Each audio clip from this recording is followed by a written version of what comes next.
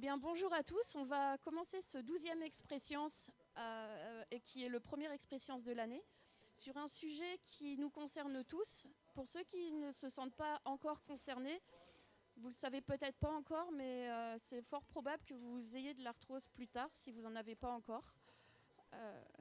Oui, c'est joyeux. De toute façon, l'arthrose concerne tout le monde, soit directement, soit indirectement, et on va discuter aujourd'hui avec 3 spécialistes. On a beaucoup de chance. Pour moi qui travaille dans l'arthrose, je suis vraiment ravie, et c'est rare de pouvoir avoir 3 spécialistes sur les espèces humaines, avec le docteur Laurent Grange, sur l'espèce équine, avec les chevaux, avec le professeur Olivier Lepage, et avec les petits animaux, les carnivores, le chien, le chat, avec le professeur Éric Viguier. Comme d'habitude, c'est vous qui poserez les questions. Et pour commencer, nos invités vont se présenter brièvement pour laisser place aux échanges. Donc d'abord, monsieur le docteur Laurent Grange. Bonjour et merci beaucoup de m'avoir invité. Donc effectivement, moi je suis rhumatologue, donc je ne m'occupe pas de rhume, parce que on peut poser la question. Donc je suis rhumatologue à Grenoble, au CHU. Je suis praticien hospitalier, responsable d'une unité d'hôpital de jour et de programme d'éducation thérapeutique, puisque chez les humains, on fait de l'éducation thérapeutique. Voilà, ça c'est avec une consultation tout venant. Je suis très orienté arthrose, ostéoporose, mais on va parler d'arthrose aujourd'hui. Au niveau national, je suis également président d'une association qui s'appelle l'Association française de lutte antirhumatismale, qui est la seule association de patients et professionnels de santé qui s'intéresse à l'ensemble des rhumatismes, 200 maladies, dont on est les seuls à s'intéresser à l'arthrose, ostéoporose, lombalgie. Vous voyez que c'est déjà beaucoup. Grosso modo, c'est plus de 20 millions de Français qui souffrent de rhumatisme. On en parlera peut-être après. Et mon rôle aussi, c'est de la vulgarisation. Je suis un peu connu là-dedans. Donc, je suis le rhumatologue qui qui sort des articles dans Femmes Actuelles, Notre Temps, Pleine Vie. Vous voyez l'orientation, le niveau de mon lectorat à un certain âge. Mais bon. Et j'ai écrit un bouquin qui s'appelle Stop à l'arthrose, pour ceux qui sont intéressés. 6,90 €, c'est vraiment pas cher. Et les royalties vont à l'association. Donc en plus, j'ai des liens d'intérêt limités dans ce cas-là. Voilà, je crois que c'est à peu près pas mal. Et je travaille avec Caroline dans un programme de recherche sur essayer d'avoir un facteur prédictif d'efficacité d'injection de viscosupplémentation d'acide hyaluronique chez l'humain, puisque l'idée c'est en récupérant du liquide synovial, en faisant une analyse particulière, de savoir si ça va marcher ou pas. Puisque nous, maintenant, les traitements étant déremboursés, il y a des problèmes de coût pour les patients. Et donc, c'est intéressant de savoir si c'est utile ou pas de l'utiliser. Voilà, j'ai peut-être déjà beaucoup trop parlé. Je vais laisser la parole à notre collègue. Bonjour, donc moi c'est Olivier Lepage. Normalement, ceux qui viennent au cours doivent me connaître. Donc moi je suis vétérinaire et je suis arrivé à travailler sur l'articulation quand j'étais étudiant encore, puisque la réponse du prof de chirurgie de l'époque était qu'il fallait abattre mon cheval qui avait de l'ostéoarthrose, il n'y avait rien à faire. Et donc à ce moment-là, je me suis inscrit dans un programme d'étudiants-chercheurs. Et donc les 2 dernières années de mes études, j'étais étudiant-chercheur à l'hôpital militaire de Bruxelles, où je travaillais en rhumatologie. Et donc, à l'époque, on travaillait sur la compréhension du métabolisme osseux et des articulations. Et puis après ça, j'ai fait ma petite évolution d'études pour être chirurgien.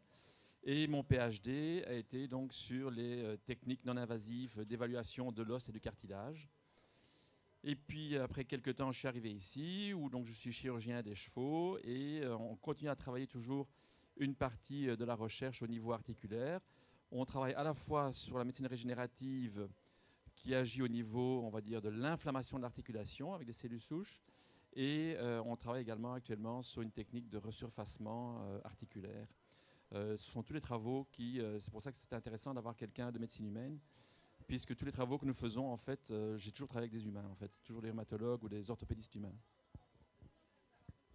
Merci Olivier. Donc je m'appelle Eric Viguier, je suis chirurgien dans l'établissement, professeur en chirurgie. Et mon parcours, c'est identique, puisqu'à peu près, c'est même formation, et puis même situation. J'ai commencé donc à m'intéresser à tout ce qui était orthopédie très tôt. J'ai fait un master, c'était l'ostéoporose. Ça correspondait, ma thèse. C'était la mise au point de dispositifs pour stabiliser le rachis sur des dégénérescences discales. Bon, le disque intervertébral, c'est une articulation un peu différente des autres, mais c'est une articulation.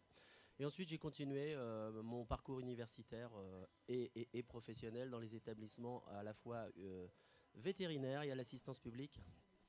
Ma recherche est essentiellement la recherche qui concerne le tissu de soutien, l'appareil locomoteur, donc os et articulation.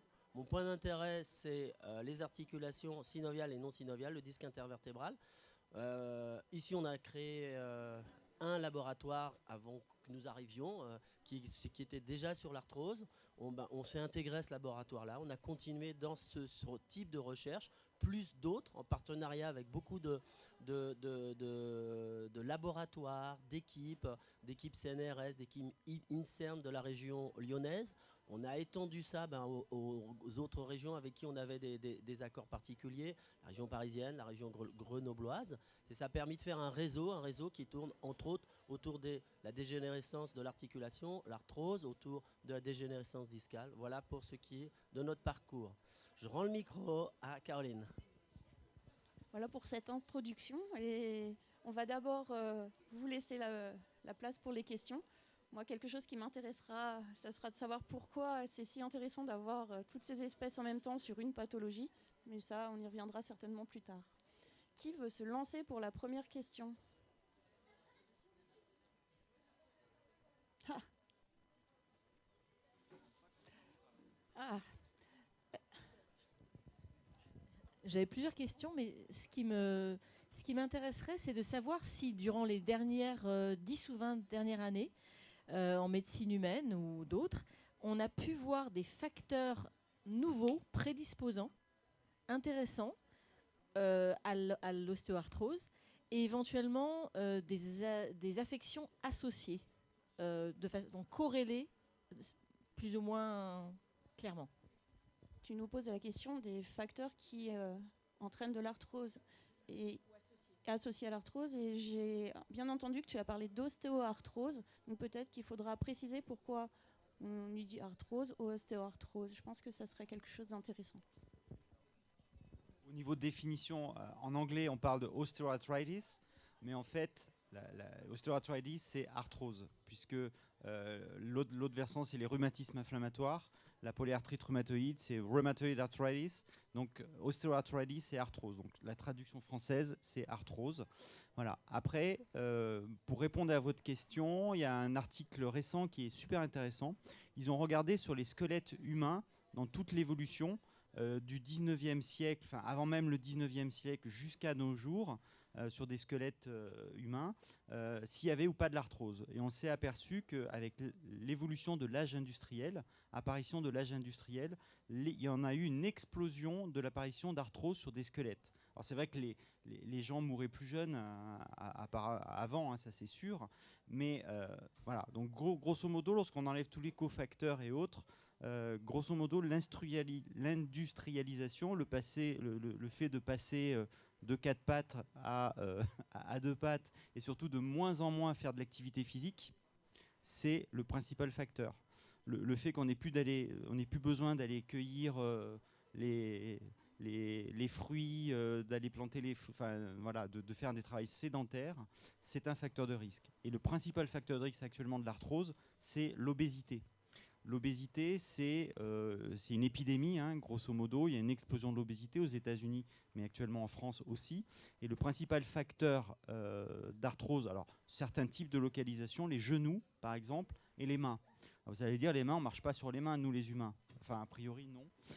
Mais en fait, c'est lié à certains éléments, puisque dans la graisse, on va fabriquer ce qu'on appelle des adipokines. Ce sont des petites protéines qui vont orienter le chondrocyte, qui est la cellule dans le cartilage, vers la destruction du cartilage, notamment au niveau des mains. Donc il y a un lien fort entre obésité et arthrose digitale et arthrose de genoux notamment. Mais il y a d'autres facteurs. Après, si on prend en deuxième position, il y a tous les traumatismes. le fait d'avoir des entorses à répétition, voilà, notre collègue, des entorses à répétition, le fait de faire de l'activité physique, de la suractivité physique étant jeune. On sait que les sportifs de haut niveau qui font de la suractivité physique, du surentraînement lorsque les gens sont jeunes, à 15, 16 ans, 20, 25 ans, eh ben, à coup sûr, ce sont des gens qui, à 50, 60 ans, vont faire de l'arthrose. Donc, traumatisme ou micro-traumatisme répété, celui qui fait du marteau-piqueur toute la journée, il va y avoir des arthroses inhabituelles, le coude, le poignet par exemple, l'obésité, j'en ai parlé, et puis alors, le diabète, il y a un petit lien, si effectivement il y a un lien entre diabète, ça rentre dans le syndrome dit dysmétabolique.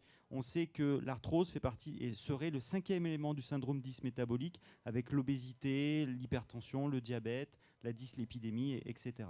Donc voilà, c'est vraiment multifactoriel l'arthrose. Je parle beaucoup peut-être. Nos animaux marchent sur 4 pattes. Est-ce qu'ils ont aussi de l'arthrose et pourquoi ils ont de l'arthrose? Non, juste pour parler des excès, on parlait d'obésité tout à l'heure, et puis après ça on a parlé un petit peu de sport, mais c'est vrai que chez nous, évidemment, dans les chevaux, on est surtout confronté à un excès de sport chez les individus de plus en plus jeunes, qui entraîne de fait ce phénomène. Nous, on parle de syndrome dégénératif articulaire, parce qu'on part tout, donc après ça, on aura de l'arthrose, de l'ostéoarthrose, en fonction des éléments anatomiques qui sont touchés. Mais c'est vrai que nous avons parfois des articulations, soit de faible amplitude de mouvement ou de grande amplitude de mouvement, qui présentent de l'arthrose à des individus de 3-4 ans, c'est-à-dire encore des grands adolescents chez l'homme, donc très très jeunes. Et ça revient un petit peu aux gymnastes chez vous. Donc, mais vous parliez que chez vous, vous voyez seulement les symptômes vers 50 ans. Chez nous, on va retrouver les symptômes déjà beaucoup plus tôt parfois. Oui, alors pour les petits animaux, on a plusieurs facteurs. Il y a l'obésité. L'obésité chez les petits animaux, c'est notable. Quand vous regardez une consultation, la majorité des animaux qui viennent sont en obésité, sauf ceux qui sont vraiment très malades et qui ont une maladie générale. Et dans ce cas-là, la raison de leur maigreur, le fait qu'ils soient cachectiques, c'est leur pathologie. Globalement, c'est lié un peu à l'évolution des gens. Vous avez bien vu et remarqué autour de nous qu'en France, l'obésité gagne, et c'est ce que nous a dit notre collègue rhumatologue. Et nous, nos animaux suivent le même chemin. Ils mangent aussi bien que les propriétaires, et il n'y a pas de raison que ça ne se fasse pas.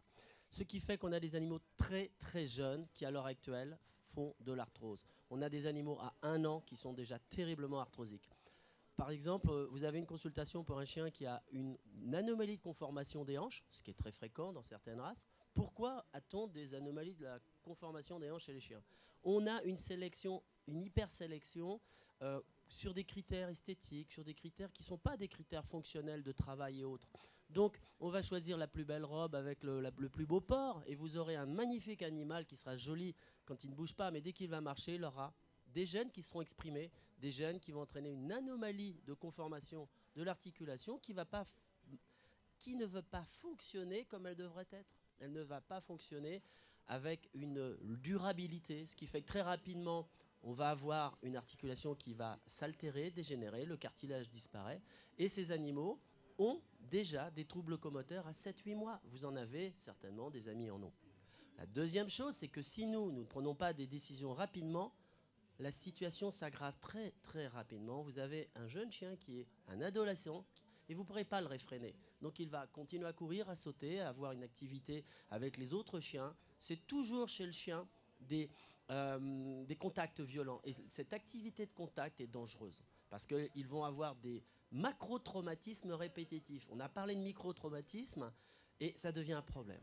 J'ai en souvenir un orthopédiste qui m'a dit: oh, je suis surpris de tes radios sur les coudes de tes chiens, tu en as beaucoup, mais moi j'ai un enfant qui est comme ça. Donc il était... et je lui dis: mais pourquoi tu as un enfant comme ça? Dans mes clients, j'ai un gamin, à 5 ans, ils ont acheté une moto de cross, il fait de la moto, et maintenant il a 15 degrés de flexion des coudes.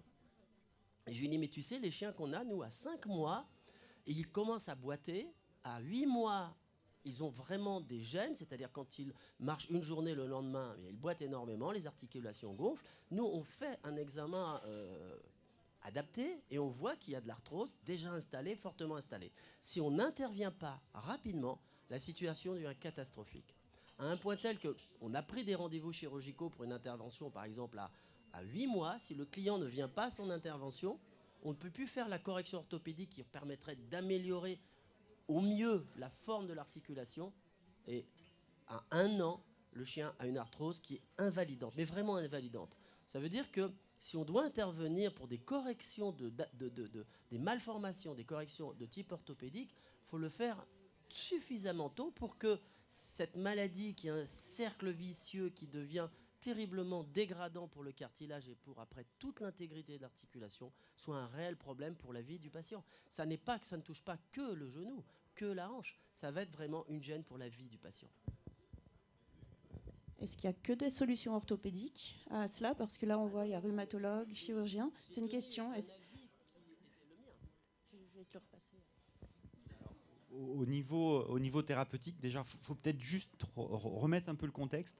En France, 17% de la population a de l'arthrose. Ce qui fait ça fait 10 millions de Français. Donc, au départ, l'arthrose est asymptomatique, c'est-à-dire qu'il n'y a pas de symptômes. Mais grosso modo, on considère qu'il y a 6 à 7 millions de Français qui souffrent d'arthrose. Et de plus en plus jeunes.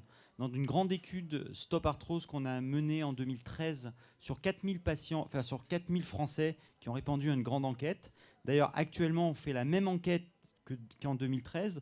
Donc j'incite tous les gens qui ont de l'arthrose d'aller sur le site Stop Arthrose ou le site de la FLAR pour pouvoir répondre à cette enquête. C'est une enquête franco-belge, puisqu'on a fait la même chose avec le professeur Henrotin, qui est professeur de rhumatologie à Liège. Donc 17% de la population, 6 à 7 millions symptomatiques. Alors les traitements, effectivement, le premier traitement, c'est l'activité physique, très très clairement. Alors, pas de la suractivité physique, mais de l'activité physique. Il faut continuer à bouger, notamment lorsqu'on a une arthrose de genou, il faut muscler les quadriceps. Plus on a des quadriceps toniques, moins on aura mal aux genoux, par exemple. Au niveau des mains, une balle mousse, on mobilise les mains, c'est le premier traitement. Après, on a tout ce qui est toujours pas chirurgical. Pour nous, la chirurgie, c'est la dernière étape, quand on a tout essayé. C'est la faillite. Non, mais ça marche très bien. Ça marche très bien. Donc après, c'est les aides techniques, les cannes béquilles, la kinésithérapie, c'est toute la prise en charge. Les orthèses, ça marche très bien. Une orthèse au niveau d'un pouce, d'une rhizarthrose, l'arthrose de pouce, une genouillère, ce qu'on a une orthèse de genou, ça marche très bien. Après, on passe un peu plus sur des traitements médicamenteux, c'est-à-dire ce sont les topiques. Les topiques, ce sont des anti-inflammatoires, ou maintenant, les nouvelles recommandations de la Société française de rhumatologie, c'est l'utilisation de capsaïcine. La capsaïcine, c'est un extrait du piment. Donc on est un peu dans la phyto. Je ne sais pas si la collègue phytothérapeute... Non, elle n'était pas là, on en a discuté tout à l'heure. Donc on peut utiliser des extraits de piment. Notamment, il y a un laboratoire lyonnais qui est le laboratoire Labra qui fait une pommade qui est pas mal, qui est une association avec de la capsaïcine et d'autres. Donc ça marche pas mal en topique sur les articulations superficielles, genoux, mains par exemple. Après, on a des traitements, alors on est un peu plus invasif, on a des injections. En cas de poussée d'arthrose, donc lorsque l'articulation gonfle, on peut injecter de la cortisone, une infiltration. On peut faire 1, 2, 3, 4 infiltrations par an, mais pas plus. Parce qu'au-delà, on a même des papiers récents qui montrent que quand on injecte de la cortisone, ça aggrave la chondrolyse, la destruction du cartilage, il faut faire attention. On peut faire de l'acide hyaluronique, c'est de la viscosupplémentation. L'acide hyaluronique est un constituant du cartilage et du liquide synovial. On injecte. Alors ça a un effet, c'est pas du tout un effet, c'est un effet uniquement symptomatique et pas du tout structural. On n'a aucun traitement actuellement qui a un effet structural, c'est-à-dire qui limite la destruction du cartilage. Ensuite, on passe sur les médicaments. Donc après, l'arthrose, ça fait mal, on donne des antalgiques. On donne des anti-inflammatoires non stéroïdiens. Mais attention, les AINS, c'est 15 000 morts par an aux États-Unis, par exemple. Donc il faut faire attention, ça augmente le risque cardiovasculaire, d'insuffisance rénale, etc. On a ensuite ce qu'on appelle les anti-arthrosiques symptomatiques d'action lente, les AASAL, c'est-à-dire c'est de la chondroïtine sulfate, de la glucosamine sulfate. Ce sont des petits médicaments qui ont une petite efficacité, avec un effet taille aux alentours de 0,3, 0,4. C'est un effet taille, je ne sais pas si vous savez un peu ce que c'est. Un effet taille, c'est l'effet du médicament par rapport à un placebo. 0 étant aucun effet et 1 étant l'effet maximal. Mais on est aux alentours de 0,2, 0,3. Ces traitements ont été déremboursés pour efficacité insuffisante, mais pour certains patients, Il y a à peu près 1,5 million de Français qui utilisaient ça de manière quotidienne. La moitié ont arrêté parce que ça coûte 15-20 euros par mois. Bon, pour certains, c'est un peu compliqué. Donc, voilà. Et au final, en associant plein de petites prises en charge, on va y arriver. On va améliorer la qualité de vie. Nous, on se bat fortement pour dire l'arthrose, ce n'est pas une fatalité. Il y a des choses à faire, il y a des traitements. Soit on n'a pas des traitements qui arrêtent l'évolution, mais on a des traitements qui améliorent la qualité de vie. C'est quand même l'objectif principal. Comme vous l'avez bien dit, chez les animaux ou chez l'humain, l'arthrose, ça entraîne un handicap et une gêne fonctionnelle majeure. Voilà. En très très rapidement, parce que normalement il faudrait plusieurs heures pour parler de toute la prise en charge de l'arthrose. Mais voilà, après chez les animaux, est-ce que la chirurgie est le traitement du début ou le traitement lorsqu'on a tout fait? Je ne sais pas. Non, exactement. Dans le même principe que vous, sauf comme je disais, on travaille beaucoup moins avec les vieux, mais plutôt avec les jeunes sportifs. Juste un petit mot, tout à l'heure on a parlé d'obésité. Chez le cheval, on a des obèses naturels qui sont les chevaux de gros traits. Et c'est très intéressant de voir que les chevaux de gros traits développent, si vous faiait des radios à l'âge de 5-6 ans, une ostéoarthrose incroyable au niveau digité. C'est connu depuis des siècles et des siècles, tout le monde, ces premières pathologies qui étaient vraiment décrites. Et ce sont des animaux qui font de l'exercice, c'est des animaux de travail. Donc, il y a un effet de poids, et c'est pas qu'ils ne travaillent pas, ils travaillent aussi. Donc, travailler et le poids, et c'est vrai qu'ils le font. Mais là, ce qui est aussi intéressant, c'est qu'ils ne montrent pas de douleur, en général. Il n'y a quasiment pas de douleur, c'est de façon fortuite, ils viennent pour autre chose, on découvre qu'ils ont une ostéoarthrose, et je parle bien d'ostéoarthrose parce qu'il y a implication en anglais on parle de ring bones autour, d'excroissance osseuse, et c'est assez impressionnant, c'est qu'ils ne ressentent pas la douleur de la même façon que nous, l'homme aussi. Donc là aussi, c'est peut-être un autre sujet, mais la sensation de douleur est différente en fonction des espèces. Pour revenir au niveau thérapeutique, c'est évident que chez nous, on va retenir la chirurgie également en dernier lieu, sauf si, et là je rejoins ce que disait tout à l'heure Éric Viguier, si on a un phénomène on va dire de maladie de développement où il y a des déviations angulaires, et là évidemment on va corriger très très tôt pour remettre droit. Ou alors des ostéochondroses pour enlever des fragments. Donc ça on va le faire très tôt, ça n'a pas de problème, on fait des dépistages lors des 18 premiers mois de l'animal. Maintenant, ce qui est très important chez nous, dans l'approche thérapeutique d'un cheval qui commence à faire un syndrome dégénératif articulaire, c'est entre autres de travailler sur les chaussures, le fer. Il faut savoir qu'ici, tous les jeunes vétérinaires qui sont là, ils sont issus au départ des premiers vétérinaires qui étaient les maréchaux Ferrand. Ils sont entrés dans cette première école, c'est les maréchaux Ferrand. Et c'est vrai qu'encore aujourd'hui, cela reste un élément très important dans notre approche de prévention ou d'arrêt du développement d'un phénomène articulaire. C'est de mettre des chaussures avec des plaques amortissantes ou non. Voilà, donc très important. Ensuite, on a bien sûr tous les médicaments, comme vous parliez tout à l'heure, d'AINS et autres, mais nous sommes confrontés, en tout cas pour les sportifs qui font la compétition, au dopage. Et donc, c'est un des problèmes, c'est que, aussi un des dangers, c'est qu'avec le dopage, au fur et à mesure des années, quasiment tout se détecte maintenant, et les chevaux sont très, très surveillés, peut-être plus que parfois qu'en humaine, entre autres parce qu'il y a des phénomènes d'argent derrière et de gens qui font des bêtes, des paris. Alors, on se retrouve finalement, et c'est très intéressant pour nous comme vétérinaires, à ce que les gens cherchent des molécules qui ne puissent pas être dosées, ni dans l'urine ni dans le sang. Et c'est pour ça que la médecine régénérative devient très intéressante, et que finalement au niveau du cheval, beaucoup d'études, qu'il y a une pression forte, parce que voilà quelque chose qui est très difficile à doser. Alors pour l'instant, on a commencé avec les premières études, comme je disais tout à l'heure, c'était des injections de cellules souches dans les articulations atteintes pour surtout diminuer le côté inflammatoire, parce qu'il n'y a pas de côté de régénérescence du cartilage, ça pas du tout. C'est vraiment pour le côté anti-inflammatoire. Bien sûr, si l'animal, par contre, peut se permettre quelques semaines ou en tout cas quelques mois d'arrêt, en fonction d'entre les saisons de sport, nous aurons parfois recours à des corticoïdes pour créer des arthrodèses dans les articulations à faible amplitude de mouvement. Et donc, pour enlever la douleur, on les fait travailler pour qu'ils détruisent leur cartilage et qu'il y ait une arthrodèse. Donc voilà, l'arthrodèse, pour ceux qui ne savent pas ce que c'est-à-dire c'est l'enlèvement complet d'une articulation. Et finalement, les deux os qui sont de part et d'autre de la diarthrose vont fusionner ensemble, ne forment plus qu'un seul os. On peut le faire à certains endroits, mais pas partout. Alors, oui, dans l'évolution de notre traitement, il est certain que tous les cas ne sont pas, je suis chirurgien, des cas chirurgicaux.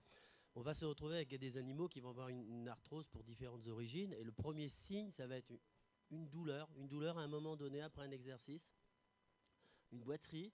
Et après un examen clinique, on va la localiser. Et là, on verra que oui, il y a certains mouvements qui vont déclencher une douleur. Et la douleur, c'est présent sur l'animal. Ça se quantifie, on sait très bien l'évaluer. Et on peut suivre l'intensité de cette douleur. D'où, pour nous, ça sera hyper important de pouvoir l'évaluer en valeur. Hein, et ensuite, engager les traitements qui, le premier signe, ça va être symptomatique, supprimer cette douleur, ramener un point d'équilibre de poids dit normal, c'est progressif, ça ne va pas venir du jour au lendemain. Un chien, c'est comme un humain, ça ne maigrit pas en un mois. Il faut que déjà le propriétaire ait compris ce qu'on fait pour faire maigrir un chien. Ce n'est pas forcément évident, parce que lui-même, parfois, il n'y arrive pas. Donc, il faut envisager déjà un premier traitement, ce qui est hygiénique, perdre du poids, une activité régulière. Alors, une activité régulière pour un citadin, c'est on prend le chien le samedi et on va faire 15-20 km en forêt.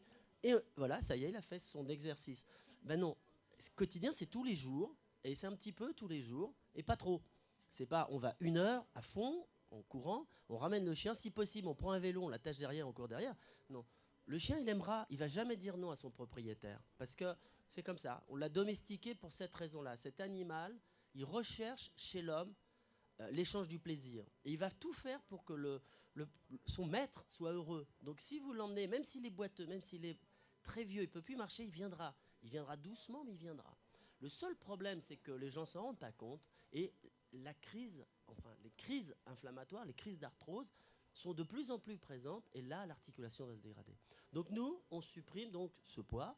On demande une activité régulière tous les jours, un petit peu. Quand le chien commence à fatiguer, on leur demande toujours de regarder à quel moment dans la balade il fatigue, au bout de combien de temps, quelle vitesse c'était, de façon à l'enregistrer et puis surtout ne jamais aller au-delà. Ça, c'est les premières consignes. L'animal va maigrir, on va être un traitement tout simple, symptomatique, supprimer la douleur. On a différentes voies, différentes possibilités. On n'attend pas que la douleur chronique s'installe. La douleur aiguë sur une lésion, c'est facile à gérer. Une douleur chronique, c'est super difficile. Et ça, je pense que chez l'homme, c'est pareil. Pour nous, en médecine vétérinaire, c'est long, c'est difficile à suivre, c'est coûteux. Et le client n'aura pas non plus l'observance du traitement. C'est-à-dire qu'il est capable de donner un comprimé, 2 comprimés, ça va bien, c'est bien, mais faire un traitement au long cours, il ne sait pas le faire. Mais là, on en parlera avec mon collègue rhumatologue, je pense que ça doit être un gros problème. En fait, le problème d'adhésion, d'observance, d'adhésion chez l'humain, dans la pathologie chronique, c'est 60%. C'est-à-dire, même pour des pathologies graves, cancéro et autres, 60% des patients vont être observants et 40% ne vont pas être observants. Même pour les rhumatismes inflammatoires. On a des biomédicaments, des anticorps anti-TNF, des anticorps anti-IL6 qui sont en sous-cutané à la maison. Et ben 60% des patients qui ont un rhumatisme inflammatoire, c'est qu'ils arrêtent le traitement, la polyarthrite réapparaît. Et ben il y a que 40%, il y a 60% de personnes qui sont adhérents. Je reviens sur effectivement l'activité physique régulière chez l'humain, c'est pareil. Moi je trouve qu'il y a plein de... On a les mêmes objectifs. Nous, les humains, c'est 6000 pas par jour quand on a de l'arthrose. L'OMS, c'est 10 000 pas. Quand on a de l'arthrose, 6000 pas. Tous les jours, effectivement, il ne faut pas faire 5 heures de marche d'un coup. Le week-end, c'est tous les jours faire ces 6000 pas. Donc vous avez tous des montres connectées et autres. Donc faites vos 6000 pas. Et je reviens également sur le fait qu'on peut avoir de l'arthrose et pas avoir de douleur. Nous, notamment dans l'arthrose de hanche, qu'on appelle la coxarthrose, il y a ce qu'on appelle une dissociation clinico-radiologique. On peut avoir des radios catastrophiques. On dit, mais ce monsieur, il ne peut pas marcher, c'est pas possible. Il n'a plus d'articulation. Eh ben, il continue à marcher, il vit normalement. Ce qui fait que nous, chez les humains, on n'opère jamais une radio, on opère des symptômes. On opère un patient. C'est-à-dire si le patient a une qualité de vie trop altérée, il va avoir sa prothèse. Et aussi la prévention, parce que je reviens à tout ce que vous aviez dit, nous aussi on fait alors pas moi, rhumatologue, c'est nos collègues orthopédistes qui font des ostéotomies de valgisation, de varisation, lorsqu'il y a des dysplasies, notamment au niveau du genou ou même au niveau des hanches.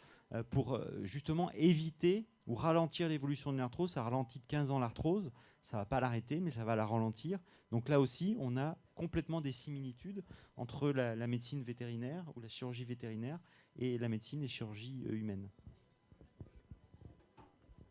On a une question juste à côté.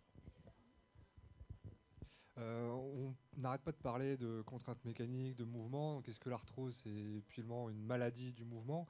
Qu'en est-il de l'alimentation, des facteurs environnementaux sur le développement de l'arthrose? Et est-ce qu'on ne parle pas des arthroses, pas de l'arthrose? Alors, chez l'humain, très clairement, la surconsommation de produits qui favorisent l'obésité, les sodas et autres, on pense qu'il y a un lien entre cette surconsommation. Alors le Coca-Cola, il faut arrêter. Hein. C'est bien pour dégripper les vis, les trucs. Peut-être. Mais voilà, donc ça, il y a ça. Après, il y a...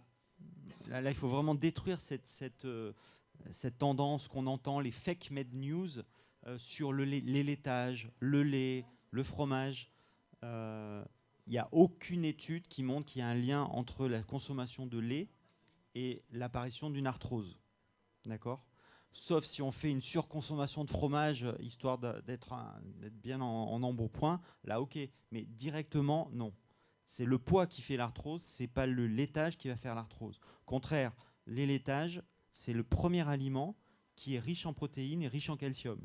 Or, pour les femmes, notamment les femmes après la ménopause, on a besoin de 1200 mg par jour de calcium et un apport de protéines de 1 à 2 mg kilo. Enfin bon, je ne sais plus, 1 ou 2 grammes kilo. Donc c'est important de continuer les produits laitiers et il faut arrêter tous ces régimes sans gluten, sans laitage, sans tout ce que vous voulez. Voilà. Je ne sais pas si j'ai répondu. Je ne sais pas si vous avez aussi l'alimentation. Oui, alors en alimentation, hein, de façon normale, un animal bien nourri, enfin je parle des chevaux, hein, au foin et grains normaux, il n'y aura pas de problème. Ce qui se passe, c'est que les gens qui ont voulu, c'était une mode à un moment donné, maintenant c'est fini, qui faisaient des excès de compléments. Et avec ces compléments, ils avaient trop de cuivre, des choses comme ça. Et oui, alors là, ou trop de phosphore, pas assez de calcium. Mais normalement, maintenant, en tout cas dans nos pays à nous, les alimentations sont équilibrées. Il n'y a plus trop d'influence vraiment de l'alimentation là-dessus. Je dirais que ce qui est le plus embêtant de nos jours, c'est vous verrez que beaucoup de gens maintenant vantent des aliments qui disent que c'est pour l'arthrose, etc.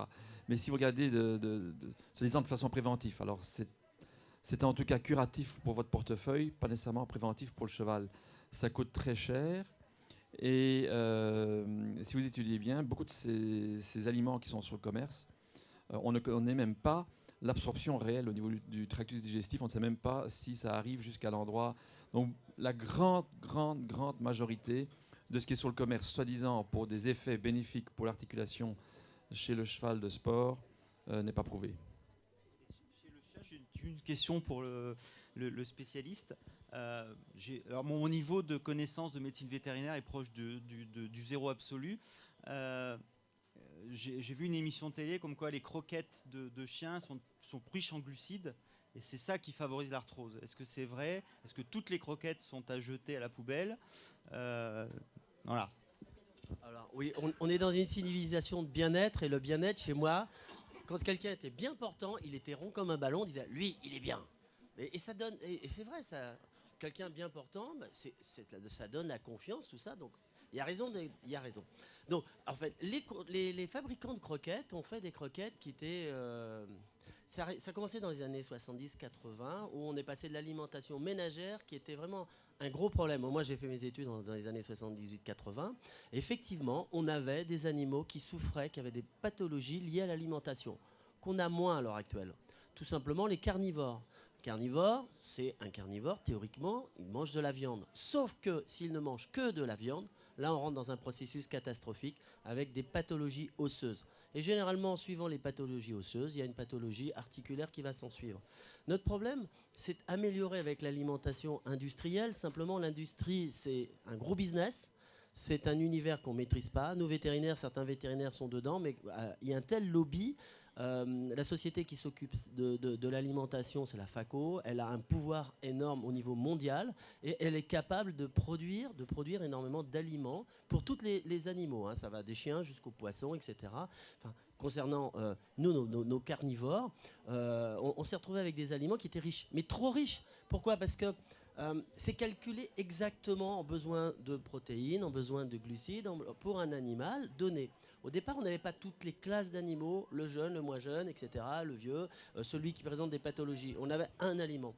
Ce qui faisait que ces aliments-là, ils n'étaient pas forcément adaptés. En plus, le client, s'il se trompait très peu, c'est-à-dire qu'au départ, on dit 70 grammes, il prend la boîte, il prend un verre, il dit « ouais, 70 grammes, oh ça doit faire ça », il en met, puis le chien il revient en remuant la queue, il dit « oh, t'as encore faim ?» Elle est deux fois 70 grammes, peut-être. Bon, le problème, c'est que vous vous trompez d'à peine 10% de la quantité qui est marquée et vous allez mettre votre chien en surpoids. C'est vraiment le problème. Donc si on donne un aliment industriel, 1, vous pesez votre chien, 2, vous pesez ce que vous lui donnez et vous respectez vraiment. Ça veut dire respecter vraiment, c'est la quantité, ne pas redonner autre chose en complément. Parce que si vous avez mamie qui est à la maison, qui voit le chien qui se frotte à côté, elle va donner un truc. Si vous avez un petit enfant qui mange pas bien puis qui veut finir son assiette, qu'est-ce qu'il va faire ? Il va donner au chien. On a tous vécu ça. Donc ce qui fait que le chien il grossit, puis oh, il est beau Kiki. Bah oui. Ou alors s'il a plein de poils, on dit il n'est pas gros, c'est ses poils. Et nous on se retrouve à gérer cette situation-là. Vous voyez le problème ? Bon, les aliments sont bien faits. Ils ont, quand ils sont neufs et conservés dans de bonnes conditions, les quantités de protéines, de lipides, de glucides qui correspondent à l'usage qu'on veut en faire. Un chien de sport, il aura plus, avec une alimentation plus énergétique, si c'est nécessaire. Un jeune en croissance, il aura une formulation pour jeune en croissance. Et un chien adulte, un chien aura une formulation, et un vieux chien aura une toute autre formulation. Parce qu'un vieux chien n'a pas le même métabolisme et ni même les mêmes besoins qu'un chien jeune. Donc ça, c'est parfaitement calculé. Le seul problème, c'est donc la quantité qu'on donne. La deuxième chose, c'est la conservation. Vous achetez 3 sacs de 25 kilos dans la cave en plein milieu humide, et avec ça, on attend que ça se termine.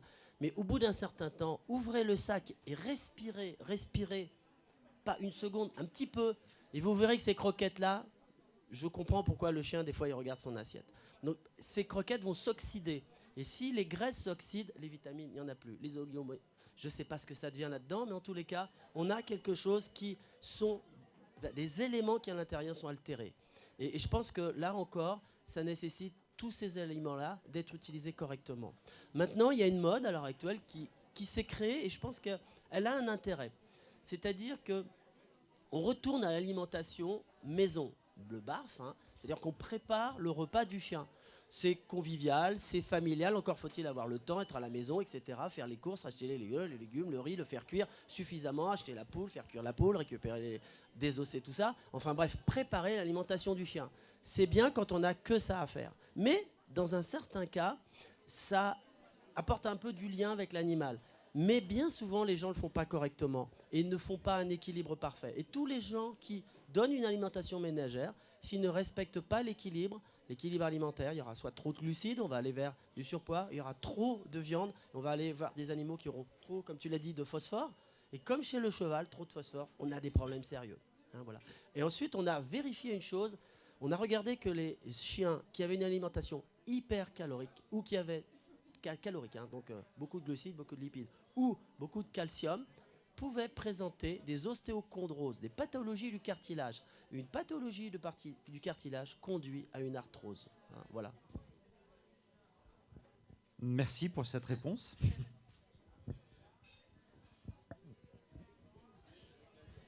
Simplement pour revenir là sur cette alimentation des carnivores, est-ce qu'il n'y a pas quand même une différence entre les croquettes qu'on peut trouver en supermarché et les croquettes qui sont vendues chez les vétérinaires notamment ? Est-ce qu'il n'y a pas quand même un effort qui est fait sur les nutriments qui sont mis dedans et voilà, je me demandais s'il fallait seulement parler de calories ou s'il faut aussi parler de composition de l'aliment.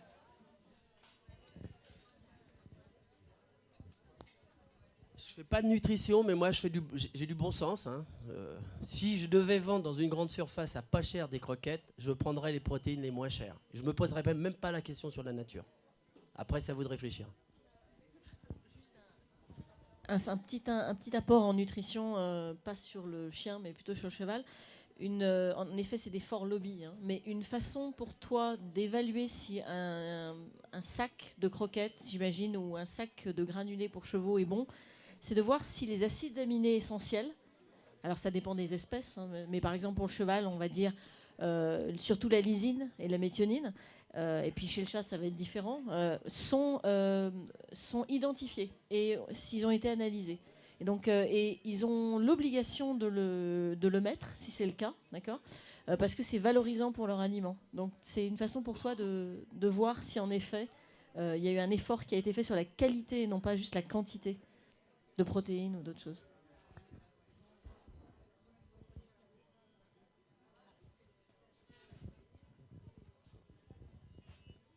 On a parlé de sport chez l'humain et le cheval, mais est-ce que le chien de sport va avoir des pathologies d'arthrose? Ce qui m'interroge aussi, c'est de savoir si c'est la même arthrose à chaque fois. Alors, on est dans des situations où de chiens de sport en France, on en a moins que dans certains autres pays. C'est un des motifs de réforme des chiens de course. Les chiens vont se faire des entorses répétitives, ils développent des arthroses très sévères qui les rendent très handicapés, ils ne peuvent plus être performants. Et les solutions thérapeutiques chirurgicales ne sont pas à la hauteur. Nous, quand on va faire une intervention chirurgicale, ça sera une intervention palliative. On ne pourra pas redonner à l'articulation sa fonction primaire qu'elle avait avant sa maladie. Ça veut dire qu'on trouvera une solution qui permettra d'améliorer le fonctionnement. Ou ça sera un remplacement. Mais le remplacement n'est pas l'identique, ça permettra d'avoir une vie de relation normale, mais en tous les cas, pour les performances, ça sera difficile. Quoique, on va dire, les réparations ligamentaires peuvent être performantes pendant une durée, mais c'est encore soumis à la durabilité du dispositif médical implanté. C'est-à-dire que vous avez une rupture de ligament croisé, on pourra vous opérer, l'animal, hein, donc il pourra récupérer des capacités à être performant. Simplement, le système, à mon avis, ne tiendra pas la durée de la vie de l'animal. C'est-à-dire qu'à un moment, soit l'arthrose va reprendre le dessus, soit le système va casser si c'est un ligament. Ou alors si c'est un autre dispositif, il y aura d'autres problèmes. Voilà. Donc c'est une solution qui permettra à l'animal d'avoir une vie confortable, surtout de diminuer la douleur et d'apporter un bien-être. Le problème, c'est la douleur qui est sous-jacente. Et la douleur chez l'animal, en tous les cas le chien, le chat, elle est présente. Pourquoi un chat, quand il est à un certain âge, il est terré dans un coin, il a le dos voussé, il regarde le sol, il ne bouge pas, vous le manipulez un petit peu, il est là, il feule, il n'a pas envie qu'on le déplace, parce que son arthrose, elle est présente, il a de l'arthrose. Seule différence, c'est qu'elle ne s'exprime pas comme sur un chien. Il y a rarement d'ostéophyte, il y a rarement de déformation osseuse, il y a très peu de signes visibles. Ce qui fait que très longtemps, le vétérinaire l'a ignoré. Ça fait que quelques années qu'on s'intéresse à l'arthrose du chat. Mais votre chat, vous le déplacez, le fait de bouger un peu les articulations, une articulation arthrosique, si on la bouge un petit peu violemment, ou si on ne trouve pas la position qui supprime la douleur, c'est hyper douloureux. Voilà. Pour ceux qui en ont, ils pourront vous le dire. Chez l'humain, c'est pareil. Hein. Quand on a mal, on ne bouge pas, mais il faut continuer à bouger quand même, puisque le premier traitement, c'est l'activité physique adaptée. J'ai oublié peut-être ce terme, adapté, mais c'est très important. Oui, et c'est peut-être un des mots, je pense, qui est commun aux trois espèces, hein, y compris l'humaine. C'est peut-être le côté rééducation. On n'a pas beaucoup parlé de rééducation. C'est vrai que la rééducation est aussi une des parties très très importantes dans la gestion chirurgicale ou non. Oui, le thermalisme chez nous, excepté au Qatar, à quelques endroits où il y a des belles piscines, ça coûte un peu cher. On a Charbonnières, les bains à côté, mais ils n'apprécieraient pas d'avoir un cheval dans leur piscine. Quel est le mécanisme d'apparition de l'arthrose dans le cas d'un traumatisme articulaire où le cartilage n'a pas été endommagé? On est purement sur un ligament qui a été endommagé. Du coup, le mouvement anatomique ou physiologique n'est plus respecté, ce qui fait que ça va entraîner après une dégradation et une apparition de l'arthrose. Alors chez le cheval, c'est on le constate assez souvent, des chevaux qui prennent souvent des barres, choses comme ça, qui ont des traumatismes de l'articulation sans avoir de fracture ou d'atteinte de cartilage. C'est vraiment d'abord la synovite qui démarre. Et c'est la synovite avec les synoviocystes A et B, hein, pour ceux qui ont fait leur cours d'histo, se rappelleront, il y en a là-dedans qui sont sécrétants, qui vont sécréter entre autres des métalloprotéinases et des différentes enzymes qui progressivement vont détruire le cartilage. Et nous gradons en équine, et ça, je crois que c'est la même nomenclature en humaine, l'atteinte du cartilage en 4. C'est une gradation en 4. Ça commence par les fibrillations, etc. Et en fait, donc là, on parle vraiment de quelque chose. Il n'y a pas de rupture de cartilage ou d'os au départ. Tout part de la synovite. Et c'est un phénomène progressif qui part de là. Et c'est pour ça, d'ailleurs, que nous utilisons, enfin, c'est une traduction de l'anglais, hein, Degenerative Joint Disease, syndrome dégénératif articulaire. Au niveau humain, en fait, ce qu'il faut bien dire, c'est que l'arthrose, c'est pas de l'usure. Il faut vraiment s'enlever de la tête que l'arthrose, c'est de l'usure du cartilage. L'arthrose, c'est une destruction dynamique du cartilage. Très rapidement, hein, dans le cartilage, c'est fait constituer quoi?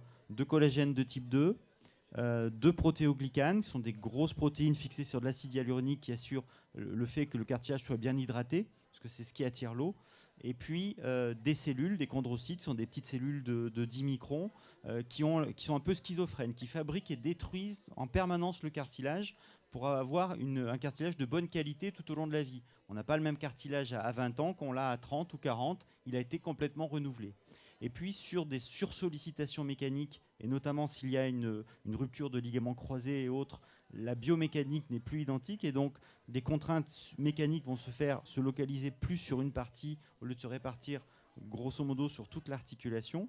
Et cette sursollicitation mécanique va entraîner le chondrocyte vers la chondrolyse en libérant, c'est des processus inflammatoires, en libérant de l'interleukine 1 notamment, qui est la principale cytokine pro-inflammatoire dans l'arthrose, qui va par un phénomène autocrine, donc qui va auto-stimuler le chondrocyte, va libérer tout un processus enzymatique, notamment des métalloprotéases. C'est le sujet de ma thèse de science. J'ai travaillé sur le stress oxydant et j'ai démontré qu'il y avait un complexe protéique qui s'appelle NOX4, qui est un complexe qui libère du dérivé radicalaire de l'oxygène, qui sert de messager et qui va libérer ces métalloprotéases, qui va progressivement digérer le cartilage.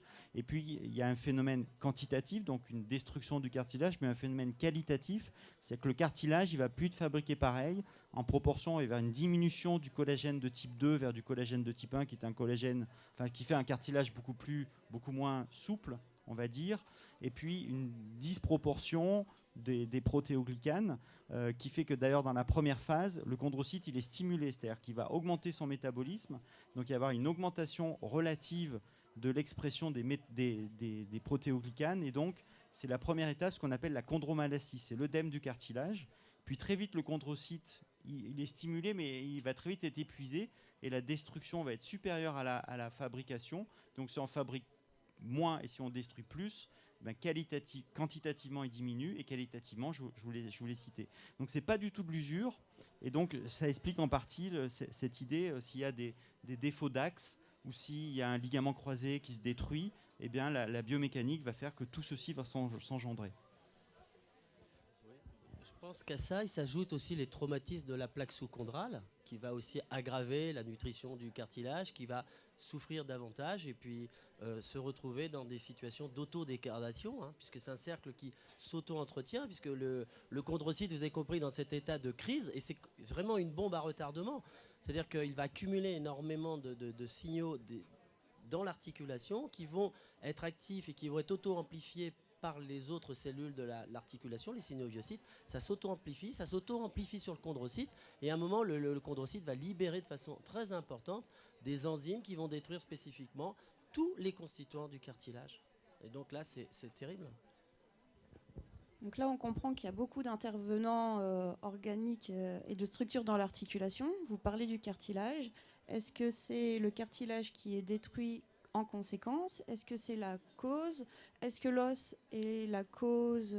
Est-ce que l'os sous-chondral peut être la cause de la dégradation, la membrane synoviale? Est-ce qu'on sait quel est l'acteur principal? Et le deuxième pan de question, c'est dans vos recherches, comment est-ce que vous arrivez à prendre en compte l'ensemble de ces constituants, et est-ce qu'on peut le prendre en compte? Est-ce qu'il y a des pistes de recherche? Parce qu'on a bien compris qu'il n'y a pas une solution pour curative de l'arthrose dans aucune des espèces. Donc, comment est-ce qu'on fait et est-ce qu'on sait quel est l'acteur principal de dégradation? Juste pour la première partie de ta question, je pense que la cause, enfin, qu'est-ce qui fait le démarrage de l'arthrose? Ça dépend on a dit tout à l'heure, hein, du jeune, du sportif, du vieux, etc. Je pense qu'il y a plus. C'est pour ça que moi j'aime bien le terme de syndrome. Ça peut arriver par n'importe où. Je pense que également, on le voit bien dans certains cas, quand on a des plaques sous-chondrales qui sont épaissies, beaucoup plus sclérosées, etc. Il y a d'abord ça, c'est seulement des mois et des mois, ou même parfois des années après, qu'on va avoir des dégénérescences articulaires du cartilage. Donc je pense qu'il y a plusieurs portes d'entrée. Là, il y a d'autres mécanismes. Par exemple, le cartilage vieillissant, c'est le chondrocyte sénescent. C'est un chondrocyte qui n'a plus les capacités de renouvellement du cartilage.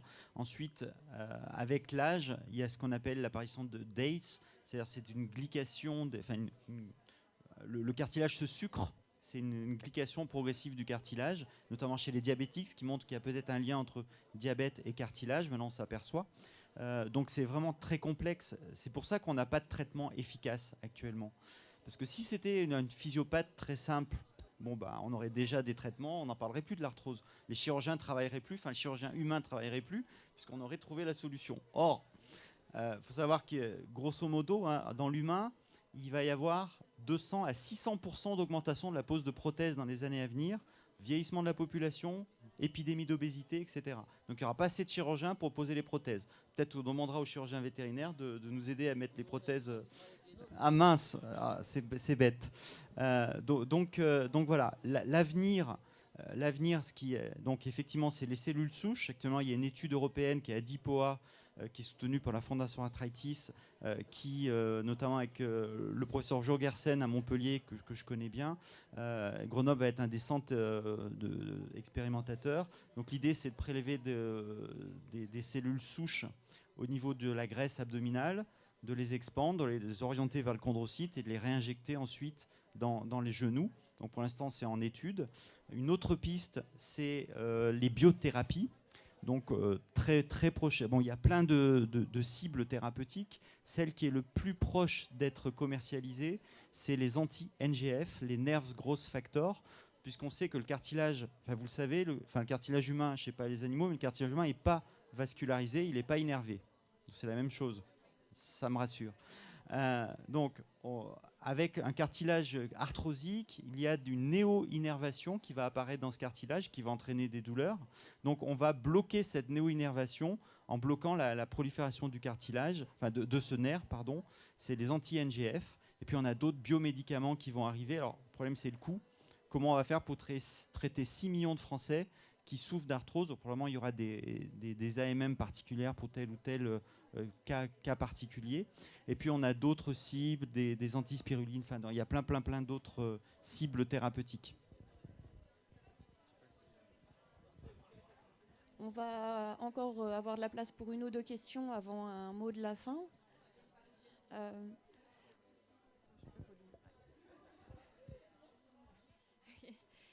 Donc tout à l'heure, on a parlé de races qui sont prédisposées à l'arthrose, donc par exemple les grandes races. Donc ça met en évidence un facteur génétique. Est-ce que l'arthrose est en quelque sorte héréditaire? Est-ce qu'il y a des mutations qui ont été détectées et qu'on pourrait éventuellement dépister précocement chez l'homme ou chez les animaux? Chez l'homme, je vais répondre. Chez les animaux, je ne sais pas. En tout cas, chez l'homme, oui, grosso modo, on estime, par exemple, dans la gonarthrose, 60% c'est lié à la génétique. Et 40%, c'est comment on utilise son articulation durant sa vie, ce qu'on fait, etc. Pour le rachis, parce que l'arthrose du rachis, qui est une arthrose identique, puisqu'il y a un noyau, il y a un disque, le disque dégénère dans les études dès l'âge de 12-13 ans. Donc je suis désolé, autour là, vous êtes jeune, mais vous avez déjà des disques qui dégénèrent, des disques intervertébraux qui dégénèrent. 12-13 ans, c'est les premiers signes de déshydratation du disque, etc. Et donc là aussi, il y a des familles à lombalgie, lombalgie dégénérative. Donc la part génétique, c'est 60-70%, là aussi. Après, chez les... Alors, chez le cheval, surtout au niveau de l'ostéochondrose, qu'il y a eu des études qui ont été faites, où de fait, il y a une héritabilité, qui ont amené même pendant une certaine période, maintenant c'est terminé, à dire qu'on ne reproduit pas ces individus qui avaient Mais comme finalement l'ostéochondrose se traite assez facilement si on fait un screening avant d'avoir l'arthrose en tant que telle, oui, ça garde du travail pour les chirurgiens. Et puis, finalement, on passe au-delà de cette irritabilité. Donc, on continue à avoir de l'ostéochondrose dans toutes les races de chevaux et au travers du monde, heureusement pour nous. Pour rassurer certains étudiants et certaines personnes ici, j'ai eu l'occasion d'avoir des chiens qui faisaient des courses, des chiens de sport, qui faisaient des courses de traîneau. Donc, des chiens qui sont soumis à des efforts extrêmes, hein, plusieurs dizaines de kilomètres dans des conditions de froid. Hein. Eh bien, j'ai opéré des chiens qui avaient des ostéochondries disséquantes de l'épaule et qui ont repris la compétition à haut niveau.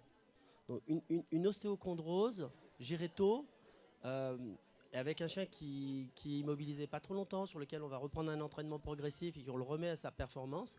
Évidemment, ce sont des conditions difficiles parce qu'il faut que le propriétaire accepte l'arrêt, la reprise du travail, c'est de la perte. Mais l'animal retrouvera ses performances, et ça c'est intéressant. Maintenant, sur des anomalies qui sont liées à la conformation du squelette, c'est pas possible. Hein. L'animal là aura une arthrose sur laquelle on ne pourra pas l'amener à un niveau de compétition puisque l'articulation sera déformée. Hein. À partir du moment où elle est déformée, elle ne va plus offrir un bon rendement mécanique. Puis en plus, il y aura la douleur, il y aura la perte de mobilité, il y aura pas mal de choses qui vont s'ajouter à ça. Je voudrais juste rebondir en fait sur ce que tu viens de dire et on parlait tout à l'heure des radiographies qui étaient cliniquement non significatives. Pas plus tard que hier, en consultation, il y a un propriétaire qui est venu et on a fait un diagnostic d'ostéoarthrose juvénile chez un jeune poulain. Et au même moment, il me dit, vous savez, le cheval que vous aviez opéré d'ostéochondrose il y a une dizaine d'années, qui avait été refusé sur base de radio. Alors chez nous, on fait des transactions, on ne vend pas les hommes, mais nous, on vend les chevaux. Et sur base de transaction, en France, avait été refusé. Vous ne vendez plus. Donc, ici avait été refusé. Il me dit, vous savez, je l'ai vendu en Californie, il est en 5 étoiles en Californie. Ce que je veux dire par là, c'est que vendre sur base de radiographie, je pense que c'est une grosse erreur. Il y a le cliniquement non significatif. Pour revenir à l'alimentation industrielle, parce que vous n'avez peut-être pas tout à fait compris ma réponse tout à l'heure, ce que je voulais dire, c'est que les gens qui ont investi dans les recherches en nutrition, ce sont des gens qui ont une expérience déjà depuis une trentaine d'années, qui font des aliments qui ont été testés. Et effectivement, sur les chiens qui ont des pathologies spécifiques, ces aliments apportent un plus. Le seul problème, bien souvent, c'est la mauvaise utilisation. J'ai une petite question pour vous trois. Entre les hommes et les femmes, est-ce qu'il y a plus de risques de souffrir d'arthrose plus tard? Est-ce que c'est aussi le cas chez nos animaux? Est-ce qu'on le sait? Et pourquoi est-ce que chez les chiens, on va avoir de l'arthrose grave à même pas 1 an? Est-ce que le cheval, ça apparaît aussitôt que ça? Parce qu'on a dit tout à l'heure qu'il y avait plus d'arthrose chez la population âgée, même si l'âge n'est pas la raison de l'arthrose. Voilà, mes 2 questions entre le sexe de la personne et également pourquoi est-ce que ça semble se déclarer beaucoup plus vite chez nos animaux ou chez l'homme? Voilà. Chez l'humain, on sait que les femmes, mesdames, désolé, ont plus de gonarthrose et ont plus d'arthrose digitale notamment. Hein. Pourquoi? Parce qu'on sait que sur les chondrocytes, il y a des récepteurs aux œstrogènes et donc à la ménopause, on a même souvent pendant 1 ou 2 ans, on a les femmes en périménopause qui ont des douleurs articulaires de type arthrose-like, simplement parce qu'il y a une diminution importante des œstrogènes et que pendant 1 ou 2 ans, les mesdames, pas toutes hein, heureusement, mais vous risquez d'avoir de ce qu'on appelle des douleurs périménopausiques ou post-ménopausiques qui vont ensuite s'estomper. Donc il y a un lien clair entre sexe et arthrose, selon les localisations et pas toutes. Et puis l'autre question, c'était quoi? Alors l'âge, effectivement, plus on avance en âge, plus le pourcentage d'arthrose augmente. Hein. Je vous disais, 35%, dans l'étude Stop Arthrose, 35% des patients décrivaient des douleurs d'arthrose avant l'âge de 40 ans. Donc ça ne concerne pas la mamie dans sa maison de retraite, dans son EHPAD. Hein. L'arthrose concerne l'homme jeune. L'arthrose, c'est 5,6, c'est un coût monstrueux. C'est 5,6 millions de jours d'arrêt de travail parce que c'est des gens qui travaillent, qui ont de l'arthrose. Hein. avec des coûts financiers monstrueux. On est actuellement, l'arthrose en France, on avait fait une étude en 2010 versus 2004. En 2004, on était à 1,6 milliard d'euros de coûts par an d'arthrose à la société, avec les arrêts maladie, etc. En 2010, on était à 3,6 milliards d'euros de coûts. Donc effectivement, la population vieillit, donc il y a un lien entre âge et arthrose, mais il n'y a pas que l'âge qui intervient. Alors pour les animaux... Ben encore une fois, chez les animaux, on a chez les tout jeunes donc de l'ostéoarthrose juvénile, mais qui est un type d'arthrose. Et puis après ça, maintenant, comme pendant très longtemps, on ne faisait pas de gériatrie. Maintenant, c'est depuis une quinzaine d'années maintenant que les gens de plus en plus gardent les animaux sur très long terme. Donc on commence maintenant à avoir des cohortes d'animaux avec de l'arthrose, on va dire, vraiment sénile, qui viennent avec le temps.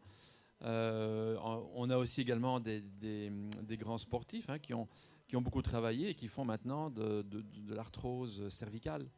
Et donc, on fait des injections, même des arthrodèses, au niveau cervical, alors que jadis, on allait faire des thérapies des cervicales que chez les jeunes individus qui avaient des malformations. Donc voilà, donc il y a une évolution également de on va dire, notre cheptel là-dessus. Alors, nous, chez les petits animaux, on va résumer ça ainsi. Vous avez certains chiens de grande race sur certaines sélections qui vont faire beaucoup d'anomalies de conformation articulaire, des dysplasies. Deux types de dysplasies qui posent un problème à l'heure actuelle, c'est la dysplasie de l'articulation coxo-fémorale, des hanches, et l'articulation des coudes. Donc, les dysplasies des coudes sont aussi un gros problème. Ce qui fait que vous pouvez avoir des chiens qui auront à la fois une dysplasie des deux hanches et une dysplasie des deux coudes. Ça va être un très jeune animal qui sera un animal quasiment impotent à 1 an puisqu'il aura de l'arthrose rapidement sur ses hanches et ses coudes. Et ça, c'est vraiment un problème. Donc, on a ce type de pathologie. Ensuite, et de patient. Ensuite, on va avoir le patient qui est le chien turbulent, d'âge moyen. Et là, on aura plutôt des monoarthroses, c'est-à-dire l'arthrose là où c'est fait bien mal. Donc, rupture de ligament croisé. Systématiquement, sur une rupture de ligament croisé, dès qu'on a des lésions méniscales du cartilage, il va y avoir de l'arthrose et ça va aller progressivement et gentiment vers une arthrose qui va être agressive si on ne fait pas quelque chose, si on ne le stabilise pas. Puis après, on aura, sur l'animal vraiment vieillissant, là, on aura plutôt des animaux qui auront des polyarthroses et beaucoup d'articulations qui seront touchées par l'arthrose. Donc, vous avez déjà de la spondylose. La spondylose, c'est l'arthrose qu'on va rencontrer sur les vertèbres. Et certains chiens, certaines races vont avoir de la spondylose sur chaque étage vertébral. C'est pour vous dire l'importance. On va en avoir après plus ou moins marqué sur l'ensemble des autres articulations, sauf parfois plus marqué sur les articulations qui ont souffert très tôt, une entorse, un traumatisme osseux à proximité, une anomalie de conformation. En tous les cas, on peut à peu près schématiser ça comme ça sur les différents types d'arthrose qu'on aura. Et si on le compare vraiment, eh bien, l'image radiographique, l'image IRM, la biologie, la biochimie ne sont pas pareilles. On n'aura pas les mêmes choses dedans. Mais là encore, ça nécessite énormément de travail pour faire la différence entre comment elle a évolué et ce qu'elle est chez un jeune et ce qu'elle est sur un adulte, un vieux, et peut-être que les traitements peuvent différer. Mais là encore, c'est tout le travail qui reste à faire. Donc on a vu aujourd'hui la complexité de l'arthrose, qu'il n'y a pas juste une arthrose, mais des arthroses, qu'il y a par ailleurs de grandes analogies, des homologies entre les différentes espèces, qui sera à la fois une force pour la recherche, mais aussi une difficulté. Parce que quand on va travailler sur des modèles animaux, on ne pourra pas forcément directement appliquer à l'espèce cible, que ce soit le chien, le cheval ou l'homme ou autre. Donc ça, c'est quelque chose qu'il faut, je pense, qu'on retienne. On a parlé des facteurs qui vont augmenter le risque d'arthrose, les facteurs environnementaux, les facteurs génétiques. On a abordé beaucoup de choses là-dessus. On a bien compris que l'arthrose n'était pas une fatalité, donc que c'était compliqué à gérer, mais que ce n'est pas une fatalité, qu'il faut bouger, qu'il faut avoir de l'activité physique raisonnée et adaptée dans toutes les espèces. Donc je pense qu'on a fait un joli tour sur l'arthrose. On a vu qu'il y avait tout un panel de thérapies physiothérapeutiques, médicales, orthopédiques, et qu'il faut orienter le patient humain ou animal vers le plus adapté. C'est difficile de savoir ce qui sera le plus adapté pour tel ou tel patient en raison de tout ce qu'on vient de dire. Et je voulais vous demander très rapidement pour le petit mot de la fin, si vous aviez une boule de cristal pour nous dire dans une décennie, 2 décennies, 3 décennies, quel sera le traitement de l'arthrose, comment on prendra en charge l'arthrose.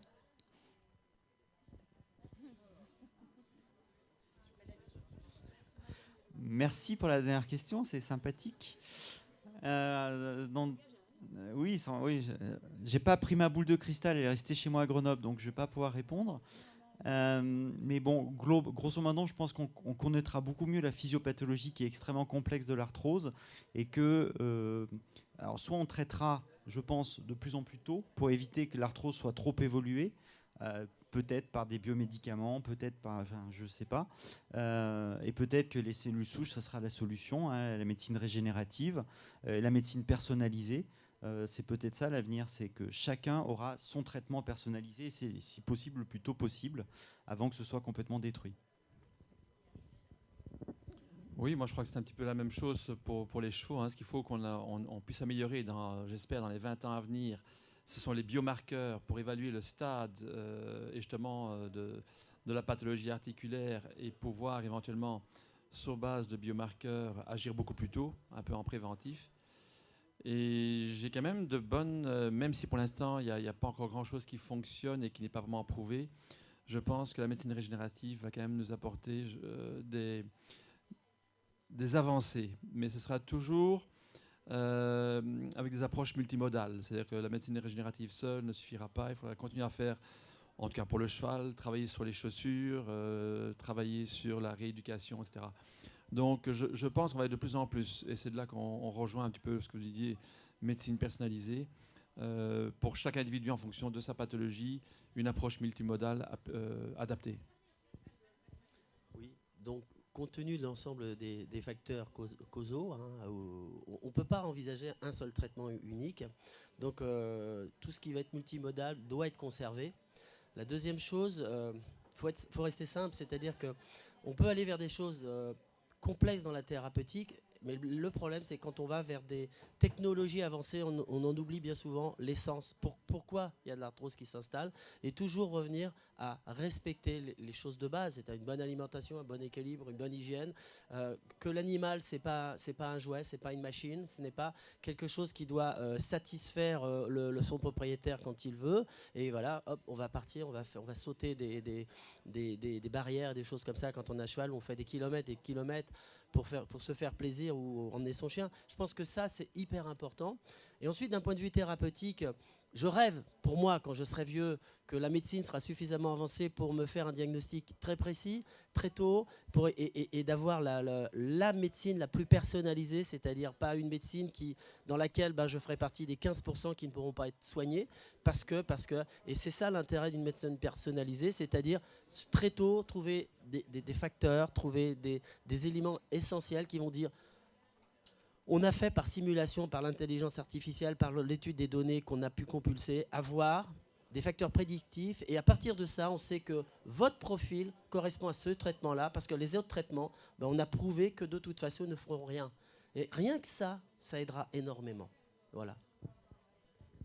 Encore un grand merci à tous les trois. Merci vraiment beaucoup, c'était vraiment très instructif.